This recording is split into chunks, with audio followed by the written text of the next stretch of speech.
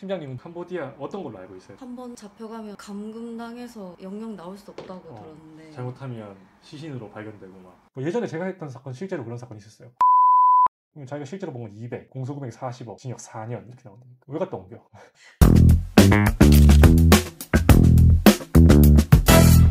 안녕하세요. 법률 파트너스 이룩 이서준 변호사입니다. 오랜만에 형사 분야에서 정보 지식을 전달하는 영상을 찍어 보려고 왔는데 출근해서 상담도 하고 전화도 좀 하고 생각을 해본 결과 오늘은 캄보디아 얘기를 좀 해볼까 하는 생각으로 왔어. 촬영 직전에 캄보디아라고 딱 치니까 맨 처음에 뿅 뜨는 뉴스가 제목 이거죠. 송환자 나도 피해자 주장 경찰은 범단죄 적용 송치 검토. 캄보디아 갔다 온 분들은 나도 피해자다. 나도 속아서 납치 감금 상태에서 가혹한 행위도 당하고 범죄단체에 이용당했다. 이런 주장들을 하고 있고 경찰들은 이분들을 사기 범행에 가담한 사람으로 봐서 처벌을 하겠다고 수사를 하고 있는 상태? 이 얘기거든요. 이거 지금 이제 뉴스 막 떠서 사람들 관심 가지기 시작하지만 저 같은 경우는 캄보디아만 놓고 봐도 작년 초부터 사건 많이 했어요. 지금 진행 중인 것도 있고 그래서 범죄단체 관련된 죄로 처벌받는 과정에서 제가 변호를 하면서 많이 봤었거든요. 그건 참 많아요. 흥미롭기도 하고 무섭기도 하고 걱정되기도 하고 사회적으로 문제가 많이 될 거거든요. 로맨스 스캠, 노쇼 사기, 투자 사기 이게 집단 사기의 유형들이고 그런 것들을 캄보디아에서는 아주 크게 조직적으로 하고 있는 상태에 있는 거라서 사실 이거 관련돼서 형사를 전문으로 하는 변호사들이나 수사기관 이런 데서는 이미 말이 나온 지가 좀 됐죠. 이슈가 된 지가. 팀장님은 캄보디아 어떤 걸로 알고 있어요? 한번 잡혀가면 감금당해서 영영 나올 수 없다고 들었는데 잘못하면 시신으로 발견되고 네.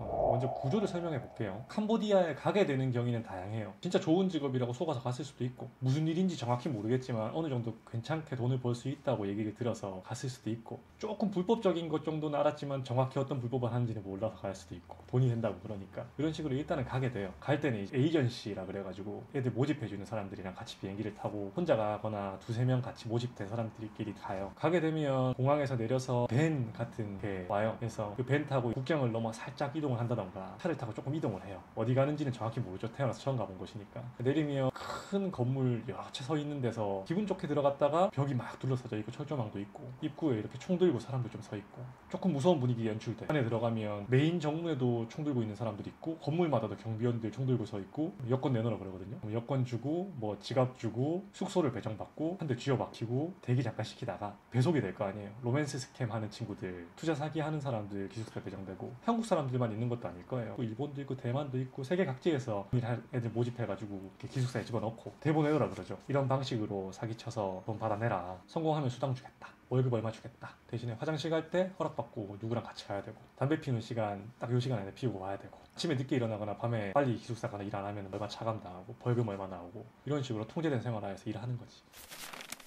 귀국하면 경찰 아저씨가 잡아가죠. 왜냐면 범죄단체에 가담했던 거니까. 강요를 당했다고 주장을 해도 어찌되었거나 자기가 하는 게 범죄인 걸 알면서 이렇게 했던 거니까 사기를 같이 친 거잖아요. 일반 형법의 사기죄도 있지만 범죄단체 조직죄 특별법이 있거든요. 범죄단체 조직 및 활동 혐의로 조사를 받게 돼요. 그러면 처우수위 엄청 올라가거든요. 나중에 수사받고 재판할 때 되면 내가 실제로는 가서 있던 시간이 뭐 한 달밖에 안 되는데 채팅해가지고 꼬셔서 돈 받아낸 거 성공한 게 없거나 1,000만 원짜리 한두 개다 해도 막상 기소되면 한 달 동안 그 범죄단체가 성공했던 범행 있죠. 가관이에요. 자기가 만져본 적도 없는 돈이 자기 범죄 사실이 금융권에 적혀요. 피의자는 2024년 6월 1일부터 2024년 12월 31일까지 6개월 동안 성명불상의 조직원들과 공모하여 피해자 순번 1번부터 38번까지 48억 편취하였다. 그런 식으로 되는 거예요. 신문기사 나왔듯이 범단죄 적용 송치 검토 이렇게 뜨잖아요. 이거 유기징역 4년 이상 막 이런 식이거든요. 처벌수위가 엄청 높아요. 우리나라가 처벌수위가 낮다고 생각하는 사람들 많잖아요. 근데 이제 변호사 입장에서 봤을 때 4년이면 굉장히 중형에 속하거든요. 캄보디아 사건도 면담해보면 내가 속해 있던 범죄단체가 가담한 금액은 40억이니까 공소 제기되는 금액은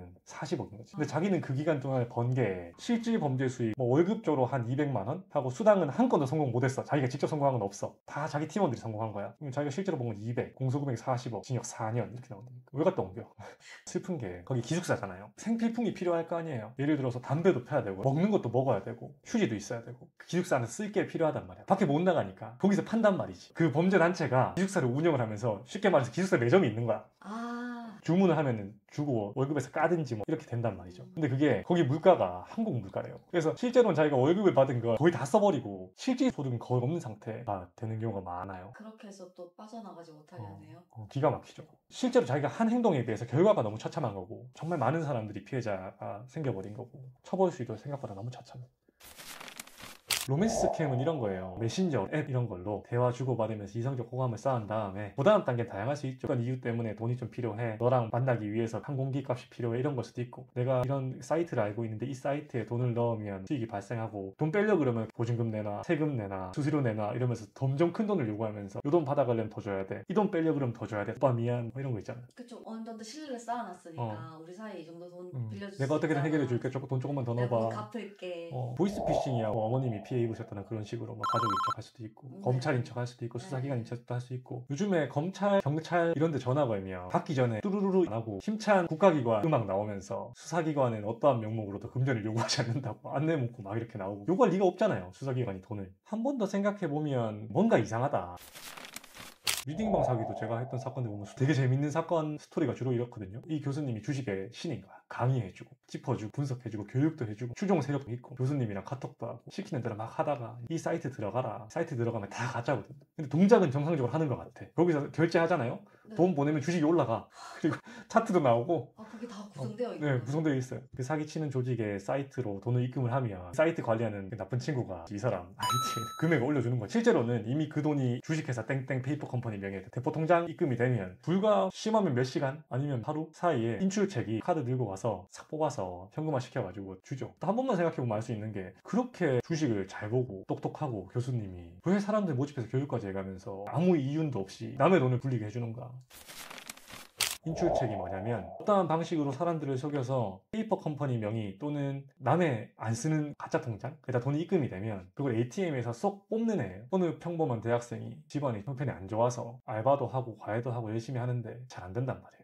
근데 어느 날 이렇게 광고를 딱 보는데 심한 경우에는 인터넷 광고도 아니야. 뭐 예전에 제가 했던 사건 실제로 그런 사건이 있었어요. 아파트 광고 현수막 거는 데 있죠. 거기에 진짜 현수막이 버젓이 열려있어요. 네. 출근 안 해도 되고 근무자 모집한다고. 그 카카오톡 채널로 연락을 하면 전화로 간단하게 면접을 보든지 카톡으로 대화 좀 주고받은 다음에 인턴 되는 거야. 어떤 일이라고 설명이. 그냥 금융 관련해가지고 사람들 도와주는 건데 시키는 대로만 하면 된다. 그걸 또 속아서 해요. 근데 하면서 약간 쎄함을 느끼지. 당연히 바로 초창기에 느끼지만 사원증 같은 거 주고 목에 걸라 그러고 주임님 대리님 불러주면서 세뇌시켜가지고 열심히 몇 분에 어디 가면 어떤 인상착의 한 분 계시니까 그분한테 돈 받아가지고 거기서 네 수당 얼마 떼고 협력사 직원 오면 거기다 주라고. 얘는 자기가 뭔가 일을 하고 있다고 생각을 하고 시키는 대로 막 하는 거예요. 사실 그 돈이 어디서 나는지도 모르고 나한테 돈뭉탱이 주는 사람이 뭔지도 몰라. 사실 근데 그 돈뭉탱이 나한테 주는 사람이 보이스피싱 피해 당한 사람인 거지. 그럼 자연스럽게 인출책이 되는 거고 네. 많이 벌게 되니까 고수익 알바하고 있고 알바도 아니고 사원증도 있고 막. 인출책도 처벌 수위는 없거든요. 인출책 이런 친구들도 자기가 무슨 돈인지 잘 모르고 ATM기에서 빼든 직접 받아서 전달하든 간에 인출해서 전달하는 역할이 다였단 말이에요. 결국에는 하루 이틀 일하고 쎄해 나쁜 일인가? 근데 한 번 왔다 갔다 할 때마다 1, 20만 원 벌리는데 2, 30만 원 벌리는데 이러다가 2주만 했어. 실제로 자기가 번 건 200만 원이야. 근데 자기가 현금 전달하면 1억이야 2억이야 이래도 잘못하면 실형 살아요. 어느 쪽이든 절대 가볍지가 않네요. 번 건 100만 원인데 실형을 막 1년 살고 막 이러거든요. 공모관계가 인정이 되면.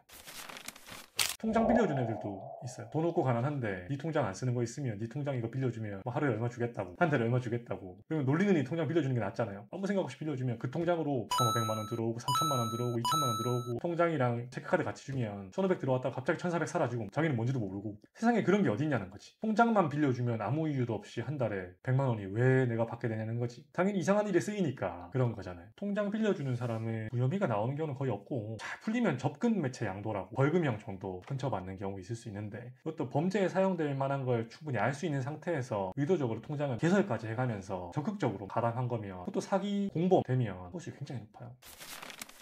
캄보디아 사건 때문에 고생하는 사람들이 한두 명이 아니에요. 제일 힘들고 마음고생하는 사람들이 피해자들이겠죠. 그리고 가해자라고는 하지만 속았거나 어느 정도 알 수 있었지만 그래도 가서 하기 싫은 일 고통받아가면서 한 사람들도 엄청 고통받고 옥살이도 해야 되고 수사기관들도 고생 많이 해요. 재판 들어가면 수사기관이 조사한 기록을 제가 다 검토를 하잖아요. A4지 빳빳하게 쌓아가지고 꾹꾹 눌러서 쌓아도 여기서부터 거의 천장까지 가요. 증거 기록만. 그렇게 수사를 해요. 의뢰인들 억울해 하시는 분들은 사건 열심히 분석해서 사안에 따라서는 미필 성적인 고의도 없었다. 이거 진짜 나 모르고 가서 학대만 당하다가 도망치듯이 나온 거다. 그런 주장해줘야 될 때도 있고 무죄 주장해줘야 될 때도 있고 아니면 선처를 바란다는 차원에서 가담 경위나 정도를 상세하게 설명해 줄 필요도 있고 그러면 기록 열심히 봐야 되는데 등장인물 엄청 많거든요. 조직원들도 있고 데려간 사람도 있고 변호사도 판사님 이것 때문에 고생하는 사람 많아요. 그래서 안 해야 됩니다. 애매하거나 수상하거나 조금이라도 그러면 안 하고 자신이 처한 환경 내에서 할 수 있는 최선을 다해야 되는 거지 뭔가 그 애매한 상황에서 일확천금을 노리고 아니면 수상한데 돈 많이 번다고 그런 행동들 하면 모두가 고통받고 모두가 힘들어져요. 전반적으로 변호사 입장에서 보기엔 되게 안타까워요. 모두가 이런 일이 생기면 안 되는데 안 했으면 좋겠다. 혹시나 범죄단체에 연루돼서 수사나 재판을 받게 되는 경우 아니면 피해를 입은 경우 어떻게 대처하느냐에 따라서 결과가 되게 달라질 수 있어요. 그러니까 그런 거 있으면 저희 회사와도 좋고 아니면 법률 전문가한테 빠르게 상담 요청해서 피해를 최소화할 수 있게 조치를 해보시는 게 좋지 않을까. 법률 파트너스 1호 이서준 변호사였습니다. 끝.